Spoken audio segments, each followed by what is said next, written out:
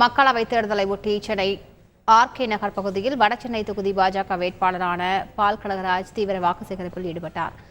RK நகர் தொகுதிக்கு உட்பட்ட 41வது ward மற்றும் 47வது வார்டு பகுதிகளில் திறந்தவெளி வாகனத்தில் பிரச்சாரம் மேற்கொண்டார். அப்போது பேசிய பால் கனகராஜ், பாதாள சாக்கடை திட்டம் போன்றவற்றை திமுக இன்னும் நிறைவேற்றாத நிலையில் மீண்டும் பரோட்டா சூரி சொல்வது போல கோட்டை அழித்துவிட்டு மீண்டும் முதலில் இருந்து செய்வோம் என கூறுவதாக குற்றம் சாட்டினார்.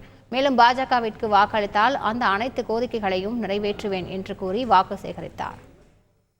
குடிநீரை சுத்தமான குடிநீரை வழங்குறாங்களா? வழங்கல. கால்வாய் நீரை குடிநீரில் கலக்காமல் பார்த்துக் கொள்வோம் சொன்னாங்க. செஞ்சாங்களா? செய்யல. பாதாள சாக்கடை திட்டத்தை நாங்கள் நிறைவேற்றுவோம் சொன்னாங்க. செய்யல. ஸ்டான்லி மருத்துவமனையில இன்னும் சில அடிஷனல் பிளாக்ஸ் கிரியேட் பண்ணுவோம்னு சொன்னாங்க. ஆர்எஸ்ஆர்ல கிரியேட் பண்ணுவோம்னு சொன்னாங்க. பெரிபரல் ஹாஸ்பிட்டல்ல பண்ணுவோம்னு சொன்னாங்க. 10 பள்ளிக்கூடம், நவீன பள்ளிக்கூடம் உருவாக்கும்னு சொன்னாங்க. எதுவுமே செய்யல.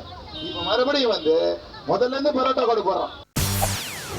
செய்திகளை உடனுக்குடன் தெரிந்து கொள்ள உடனே சப்ஸ்கிரைப் பண்ணுங்க.